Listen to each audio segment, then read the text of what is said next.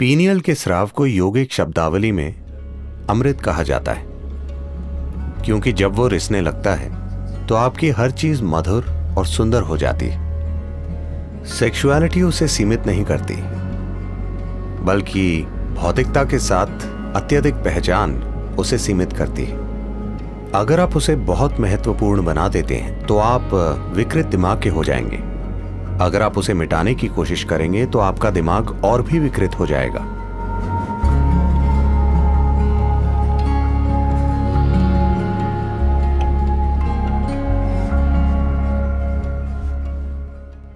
एक 92 साल का बूढ़ा आदमी फुल मेडिकल जांच के लिए अपने डॉक्टर के पास गया। डॉक्टर ने उसकी जांच की और वो बोले, मेरे बुजुर्ग दोस्त, अपनी उम्र के हिसाब से आप बहुत अच्छा कर रहे हैं, सब कुछ बहुत बढ़िया है। मगर उस आदमी ने पूछा, मगर डॉक्टर, मेरी सेक्स लाइफ का क्या? तो डॉक्टर ने पूछा, उसके बारे में सोचना या उसका सपना देखना? आप जितना किसी चीज के बारे में ना सोचने की कोशिश करते हैं, उतना ही आप उसके बारे में सोचने लगेंगे। मन की प्रकृति ही ऐसी है।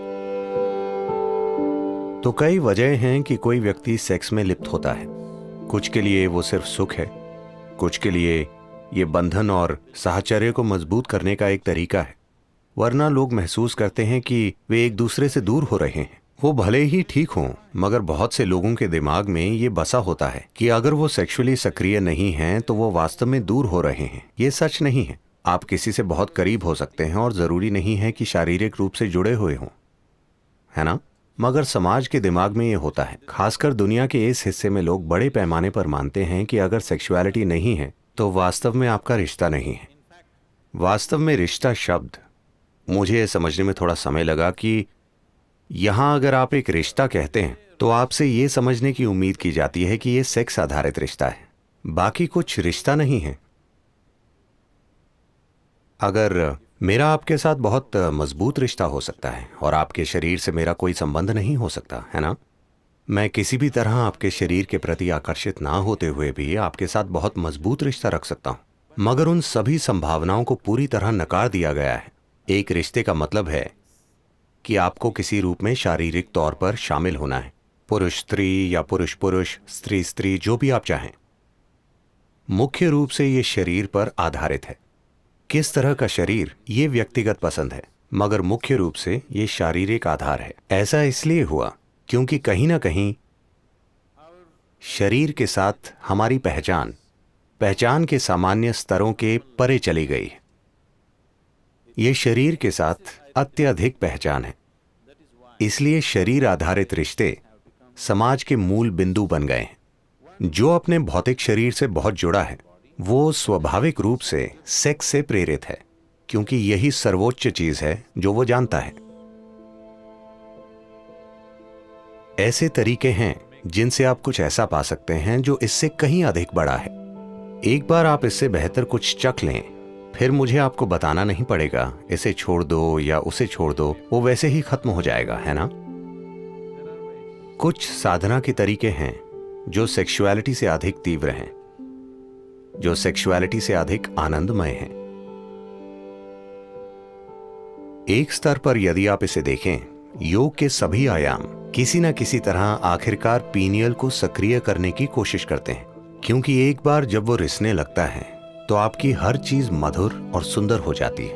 वो एक पूरा भीतरी सुख पैदा करता है जिससे सभी बाहरी सुख बच्चों की चीज की तरह लगने लगते हैं। यही वजह है कि योगी सिर्फ आंखें बंद करके बैठते हैं। इसलिए नहीं कि वो सुख के खिलाफ हैं, वो छोटे सुखों के खिलाफ हैं, बस यही है।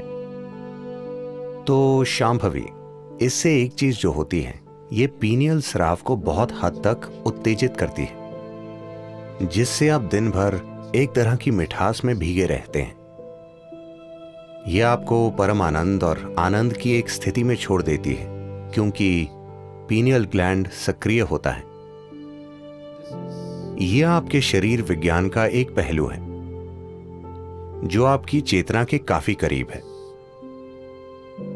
बाकी शरीर विज्ञान गुजर बसर के बारे में, मगर पीनियल ग्लैंड आपके शरीर विज्ञान का एक पहलू है जो भौतिक से परे जाने के बहुत बहुत करीब है।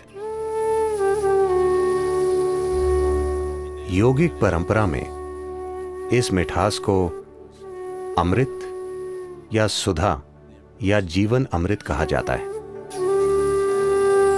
अगर उसकी एक बूंद शरीर में आ जाए तो अचानक पूरा शरीर शीतल हो जाता है, पूरे सिस्टम में चिकनाई आ जाती है, वो आसानी से काम करता है, शरीर की हताशा चली जाती है, मन की हताशा चली जाती है। अमृत का अर्थ है कि आपने अपना सुख पा लिया है। अगर आप अपने अंदर बहुत आनंदित हैं तो आपने अपने अंदर अमृत पा लिया है। आप सुखदता की चरम अवस्था में हैं। अब लोगों के साथ होना उनसे सुख निचोड़ने के लिए नहीं है। लोगों के साथ होना बस उनके साथ होना है। अब आप वास्तव में प्रेम करने लायक हैं, वरना वो सिर्फ एक खुल जा सिमसिम वाली चाल है।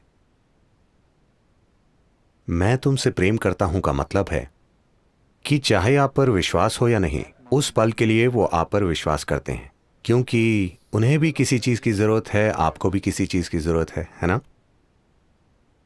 ये जैसे आप जानते हैं अली बाबा और 40 चोर। खुल जा सिमसिम मतलब वो खुल जाता है। ये ऐसा ही है। मैं तुमसे प्रेम करता हूं मतलब कई चीजें खुल जाती हैं। अब ऐसा करते हुए मैं ये नहीं कह रहा कि ये सही या गलत है। लोग अपना जीवन ऐसे ही चलाते हैं, इसमें कुछ नहीं है। मगर ऐसा करते हुए आपके अंदर प्रेम की एक तीव्र भावना को जानने की संभावना नष्ट हो जाती है। आप लगातार ये देखते हैं, मैं इस व्यक्ति से क्या पा सकता हूं, मैं उस व्यक्ति से क्या निकाल सकता हूं। ये एक ठग का काम है। इसे प्रेम संबंध कहा जाता है, मगर यह ठगी का काम है। लेकिन अगर आप अपने आप में बहुत आनंदित होते हैं, जब आप लोगों के साथ होते हैं, तो यह आपका आनंद साझा करने की बात होती है। इसका मकसद है कि अगर वो इससे अछूते हैं तो किसी तरह उन्हें इससे छुएं, बजाय ये देखने के कि आप उनसे क्या निचोड़ सकते हैं। आपके जीवन की सारी बुनियाद बदल जाएगी।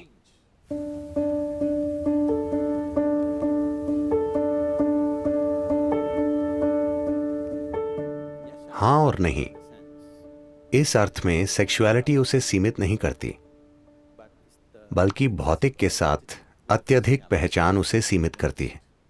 तो असल में ये सेक्सुअलिटी नहीं है जो बाधा बनती है, बल्कि वो भौतिकता से जो जुड़ाव पैदा करती है, वो निश्चित रूप से बाधा बन जाती है। ये सवाल उस छिटपुट जानकारी, उस गॉसिप से आया है जो आपने सुना है कि किस तरह आप अपने ही वीर्य को आत्मसात करके उसे अपनी उच्चतर संभावना तक उठा सकते हैं। हाँ, ये सच है। साथ ही कोई परहेज के कारण ऐसा नहीं करता। अपनी ऊर्जा को आंतरिक बनाते हुए आप ऐसा करते हैं। सिर्फ ऐसा नहीं है कि कोई सेक्स से दूर रहता है और अचानक उसकी ऊर्जा संगठित होकर ऊपर बढ़ती है। ये सच नहीं। अगर आपकी ऊर्जा संगठित होती है और बढ़ने लगती है तो सेक्सुअलिटी की जरूरत आपके लिए खत्म हो सकती है। मगर ये आपको अक्षम नहीं बनाती, यह आपको नपुंसक नहीं बना देती, मगर उसकी जरूरत खत्म हो जाती है। अब वो एक मजबूरी नहीं रह जाती। और सिर्फ यही चीज नहीं, सारी बाधाएं खत्म हो जाती हैं। मुख्य रूप से अधिकांश सेक्सुअलिटी जो धरती पर है वो एक तरह की मजबूरी के कारण है ना? वो आदत से मजबूर होना है। जब आप चेतन हो जाते हैं, जब सारी बाधाएं गायब हो जाती हैं, ये भी गायब हो जाती है सिर्फ इसलिए क्योंकि लोग शरीर पर इतने केंद्रित हैं। वो हमेशा सोचते हैं आध्यात्मिकता बनाम सेक्सुअलिटी, इनका कोई संबंध नहीं है, वो आपस में जुड़े नहीं हैं। एक शरीर का है, दूसरा एक अलग आयाम है। ये सिर्फ इसलिए क्योंकि दुनिया के धर्म, नैतिक स्कूल और नीतिवाद स्कूल हमेशा उसके खिलाफ बोलते हैं। इसलिए ये लोगों के मन में इतना बड़ा मुद्दा हो गया है कि वो सोचते हैं कि परे के बारे में कुछ जानने का एकमात्र तरीका यह है कि आप इससे दूर रहें, क्योंकि कहीं ना कहीं आप एक इंसान की सरल बायोलॉजी को समझ नहीं पाते। ये एक त्रासदी है कि आप साधारण बायोलॉजी को स्वीकार नहीं कर सकते। आपको या तो उसका जश्न मनाना होता है या उसे नाली में फेंक देना होता है। दोनों जरूरी नहीं है। You can look at it for the limitation that it is and for the possibility that it is. आप उसकी सीमाओं को देख सकते हैं और उसकी संभावनाओं को देख सकते हैं। तो अगर सेक्स की अपवित्रता के कारण आपकी आध्यात्मिकता में बाधा पड़ रही है, तो मैं आपको बताना चाहता हूं कि आपका जन्म ही अपवित्र है। जब जन्म ही अपवित्र है तो आपके लिए संभावना कहां है? आपके लिए कोई संभावना नहीं है, सिर्फ अगर आप कहीं और से गिरते। Fell from somewhere else. अगर सारस आपको गिरा जाता तभी आपके आध्यात्मिक होने की कोई संभावना होती। अगर आपकी मां ने सामान्य रूप से जन्म दिया है तो आपके लिए कोई संभावना नहीं।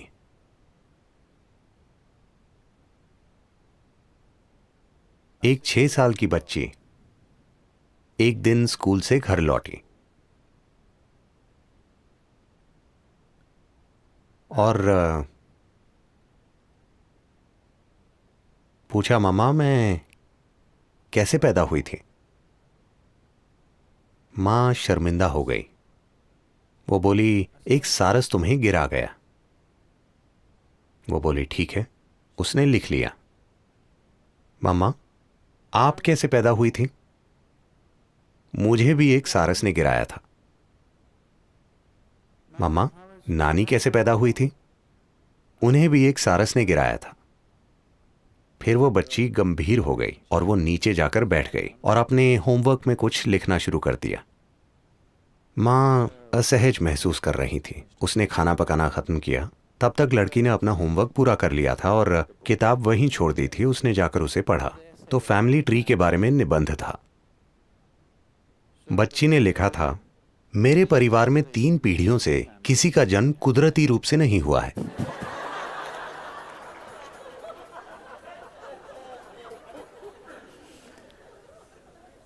तो मूर्खतापूर्ण विचारों के कारण हम या तो किसी चीज को बढ़ा चढ़ाकर कहते हैं या अनावश्यक रूप से उसे दबाने की कोशिश करते हैं। इसकी आपके जीवन में एक भूमिका है। अगर आप इसे बहुत बड़ा बना देंगे तो आपका दिमाग विकृत हो जाएगा। अगर आप उसे मिटाने की कोशिश करेंगे तो आपका दिमाग और अधिक विकृत हो जाएगा। आखिरकार अब मैं बोल रहा हूं, यह एक तरह की ऊर्जा है। आप मेरी ओर देख रहे हैं, ये एक तरह की ऊर्जा है। आप मुझे सुन रहे हैं, ये एक तरह की ऊर्जा है। ये एक ही जीवन ऊर्जा की अलग अलग अभिव्यक्तियां हैं, है ना? अब सेक्सुअलिटी भी उसी ऊर्जा की एक अलग अभिव्यक्ति है। अब व्यक्ति को तय करना है कि उसकी ऊर्जा का कितना हिस्सा वो किस दिशा में भेजना चाहता है, क्योंकि आखिरकार आपकी ऊर्जा सीमित है ना? देखिए, ये ऐसा है, आपकी आय, मान लीजिए आपकी मासिक आय $5000 है। कितना घर के किराए के लिए, कितना खाने के लिए, कितना पढ़ाई के लिए, कितना सिर्फ मनोरंजन के लिए, कितना छुट्टियों के लिए आप बांटते हैं, है ना? कल सुबह आपको तनख्वाह मिली, शाम में आप बाहर गए और उसे उड़ा दिया। अब अगले महीने परेशानी हो जाएगी, है ना? हाँ, आपके पास क्रेडिट कार्ड है, मगर आपके जीवन में सब कुछ, अगर आप अपने जीवन को समझदारी से चला रहे हैं, आपके जीवन में सब कुछ आपकी समझ, आपकी जरूरत और आपकी क्षमता के अनुसार बांटा हुआ है कि नहीं? हाँ, आपका पैसा, समय, ऊर्जा, क्या सब कुछ बांटा हुआ नहीं है? जिस तरह आप उसका प्रबंध करना चाहते हैं, यह भी वही चीज है। कितना होना चाहिए? पहले तो क्या आपको उसकी जरूरत है, या आप उसे कर रहे हैं क्योंकि आप सामाजिक रूप से बाध्य हैं? अगर जरूरत है और मैं आपको उसे रोकने के लिए कहता हूं तो आप विकृत हो जाएंगे, क्योंकि वो सब आपके दिमाग में होगा। अगर कोई आपको कह रहा है तुम्हें यह करना है, अगर तुम इसे नहीं करोगे तो तुम नॉर्मल नहीं हो, तो दूसरी तरह की विकृति आएगी। दोनों जरूरी नहीं है। आखिरकार आप किसी पुरुष या स्त्री के पीछे नहीं जा रहे, आप सुखदता के एक स्तर के पीछे जा रहे हैं। एक बार आप एक स्तर की सुखदता का अनुभव कर लेते हैं तो क्या आप इसमें और गहराई तक नहीं जाना चाहेंगे? क्योंकि जो भी सुखदता घटित हुई, शायद आपने दूसरे व्यक्ति का इस्तेमाल किया, मगर सुखदता आपके भीतर घटित हुई, सही है? तो मान लीजिए वैसे भी सुखदता आपके भीतर घटित हो रही है, दूसरा व्यक्ति उसे खोलने की बस एक चाबी है। क्या आप नहीं चाहेंगे कि चाबी आपके हाथ में ही हो? हाँ, कि अगर आप इस तरह बैठें, आप पूरी तरह ऑन हो, आपको किसी की जरूरत नहीं है। नहीं, देखिए, कोई चीज, आपके जीवन में कोई चीज, चाहे सुख के लिए हो, पैसे, प्रेम, ये वो, चाहे किसी भी चीज के लिए, जैसे ही आप दूसरे व्यक्ति पर निर्भर हो जाते हैं, इस धरती पर कोई भी वास्तव में भरोसे लायक नहीं है ना? मैं हर जगह से ये शिकायतें सुनता रहता हूं। कुछ लोग, आमतौर पर महिलाएं, शिकायत करती हैं कि उनके पति बहुत ही शरीर केंद्रित हैं। कुछ महिलाएं लगातार शिकायत करती हैं, वो मुझ पर उंगली भी नहीं उठाता। जो भी होता है वो एक समस्या है, क्योंकि वो कभी उस तरह नहीं होगा जैसे आप चाहते हैं। जब तक दूसरा व्यक्ति शामिल है, कुछ भी 100% आपकी मर्जी से नहीं होगा, है कि नहीं? हाँ या ना? वो कभी नहीं होगा। इससे फर्क नहीं पड़ता कि आप भगवान से शादी कर लें, फिर भी ऐसा नहीं होगा। जब तक आपके अस्तित्व का तरीका, सुख और खुशी की आपकी भावना दूसरे व्यक्ति पर निर्भर है, आपको हमेशा शिकायत रहेगी। कोई फर्क नहीं पड़ता कि दूसरा व्यक्ति कितना शानदार है। तो इस संदर्भ में लोगों ने ब्रह्मचार्य की बात की होगी, क्योंकि उन्होंने कहा थोड़ा विराम दो, क्योंकि किसी से सुख निकालने के लिए आपको कई चालें चलनी पड़ती हैं। वो आराम से नहीं हो जाता। इसे कोर्टिंग कहते हैं।